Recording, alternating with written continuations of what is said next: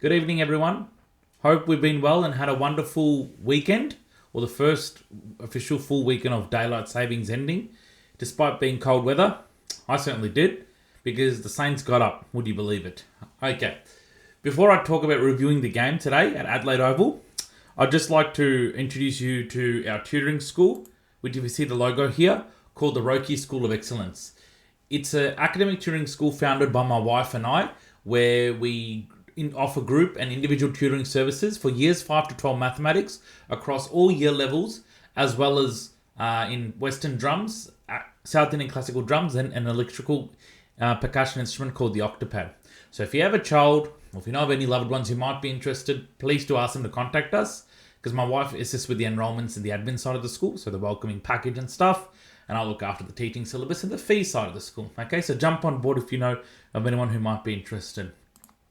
Okay, wow, that was a good game. I wouldn't say it was a heart stopper like the GWS game, because yes, Port Adelaide kept coming in that third quarter, but I felt it was a mature last quarter performance. Yeah, everyone's going to talk about the umpiring, the free kick count, the 50 metres and stuff, but we also had a few against us as well. So, look, at the end of the day, if the umpires don't tolerate it, they're going to penalise accordingly. The rules have changed. Even to dribble the ball out, you have to be so careful than previous years. So a lot has changed, guys. It's just we have to go with the changes. And I know it might take some adjusting for some, but it's how it is going forward. We can't do much with it. Simply getting emotional and reacting and knee jerking to the calls. Look, whilst I understand the frustration, it's simply not going to help overall the decision. Okay. Anyway, let's talk about the game in more detail. So as you can see, I'm going to share the screen here. So this is a screen that's the overall scores. So as you can see here, guys, the final score, St Kilda 12 goals, 9-81, defeating Port Adelaide 9-13-67. 9 goals, 13-67. I thought it was a very elite performance with the pressure, tackles, the defence holding up well, and a very good team performance overall. Compared to Port Adelaide, who relied on their Georgiades, Horn-Francis and Butters, literally the whole game, the Saints didn't rely on anyone. It was overall a team contribution, I felt.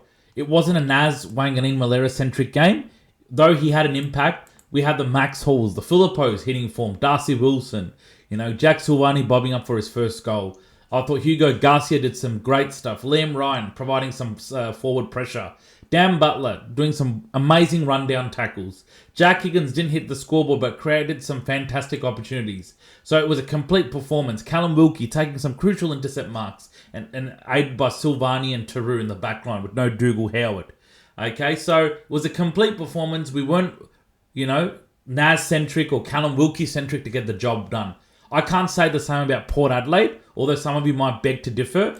But if you saw the game closely tonight, if it wasn't for Georgiades' 2 goals, Horn-Francis or Butters, they wouldn't come close. They had to save Port Adelaide. And if I was a Port Adelaide support, I'd be quite worried because you don't want to be relying on these all the time. And just imagine if Zach Butters, assuming rumours come true, he ends up making a move back to Victoria.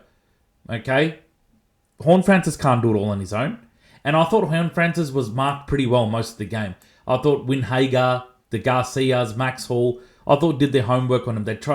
These two were pretty dangerous in the third quarter, but I think Rossline limited their influence well in that last quarter, so hence it became a mature performance in the end. Okay, obviously, similar to the GW's game, we got to work on our second halves a little bit more. Fantastic first halves. I can't fault that. We're always on the front foot early, which is great. We make the opposition worry, but that third quarter, I sort of felt we gassed out a little bit, went into our shells, and look, Port Adelaide went up a notch, and credit to them, as they should. And then that last quarter, when we had to put the cue in the rack, we did it. Silvani was helped by 50. Whether you all say it's debatable or not, that's in your opinion, but he got a 50. Kicked his first goal as a Sainter, so good on him. And it was so nice to see his parents, Joe and Stephen Silvani, a former Carlton great, come down and support him. And then Filippo's long bomb from outside 50 really sealed the game. One of the best left foot thumping kicks in the comp. How many left footers out there as a midfielder can kick thumpingly like Mark? Probably Bont, probably him. How many midfielders out there who are left footers who can kick outside 50 quite often? Not very many. But this gentleman, young lad, very talented, if he can play a few games together, will be an absolute warrior. Okay? He does put his body on the line. Yeah, the last 2-3 weeks, he might have been a shadow of himself, but he's still young, guys. He's only like 21, 22, so he's got a lot of footy ahead of him, okay?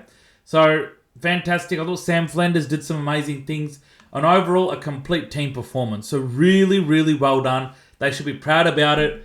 Whether it's ugly win or not, it doesn't matter. They stood up when it mattered, got the chocolates, and now they stay back, regroup, and get ready for a big game on Saturday night against the Adelaide Crows at the same venue, who will be a tougher opposition because they are a much better side. No disrespect to Port. They've got more match winners like Isaac Rankin, Josh Fratelli, Jordan Dawson, and they've got their tools who can pose headaches. Your Riley Thilthorpes, your Taylor Walker, and I don't know if Darcy Fogarty's going to come back. I suspect he does because every time he comes back, he always gets the better of us. So it's a game like that. I really wish Dougal Howard was there today, but the next game, a return of Dougal Howard couldn't come any sooner. You know, a guy like Riley Thilthorpe has put on some size. We're talking about a very, very big gentleman, okay? Almost 7 feet tall. He's pretty big, and Dougal Howard, for those who don't know, is our tallest defender by a mile. He's 200 centimetres. He's taller than Wilkie, Taru, Silvani, okay? So we need a Dougal Howard type. Otherwise, we need to bring Isaac Keeler back, okay? So just whilst, you know, we're talking about this game, I just thought I would talk about my key preview points, okay? So I've got them up here. I'll just bring it up on the screen, guys. So what have we got here? Okay, these are my points. The first one, the absolute first one, okay, that I think is very important is we stood up when it mattered. Yeah, it was a bit disappointing third quarter. We allowed them back in the game, and I thought their pressure was good, Port Adelaide. But when we had to stand up in that last quarter and get a roll on, I thought we did. You know, we didn't rely on any key players. Naz led the way, but everybody's followed. So that was good. And when the game was a done deal in the end, we slowed the game down. We played keepings off as we should. Okay. Number 2, you might have a good laugh at this one. Was Jace Burgoyne and Nasai Wanganeen Malera a good matchup? And I don't ask this because they're friends. I simply ask this because the height difference. Both are very good speedsters for their team, but both the height difference is not the best. Like, it's a big discrepancy. Naz is a more silky player, very fast and very, you know, very impactful player. I'm not saying Jace Burgoyne isn't, but the impact that Naz has is very next level. And I don't know if having him and Jace Burgoyne was the right matchup. And I think Naz in his post-game interview was telling Jace, oh, not you on me, mate. So don't know what intention that was for. But nonetheless, questionable matchup, but doesn't matter. But, you know, it doesn't hurt to think about these things. Okay. The next one I want to talk about is this. Number 3, the defensive pressure was elite. Yep. Our defense held up well all night. No Dougal Howard, but I thought our back tall 3, the Tarus, the Wilkies, and Silvanis were terrific.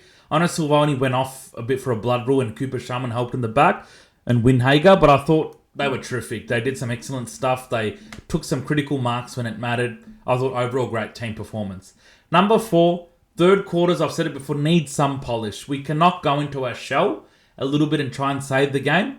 At least we're not like Carlton. These games, you would talk about Carlton losing them, not us. We held on, and we held on well, but still, we got to try and mitigate those, you know, defensive style games in the third quarter and take it on a bit more. You saw what Hawthorn did, right? They ran away with it in the third quarter. They had a good lead, but they didn't take their foot off the gas last one against the Bulldogs.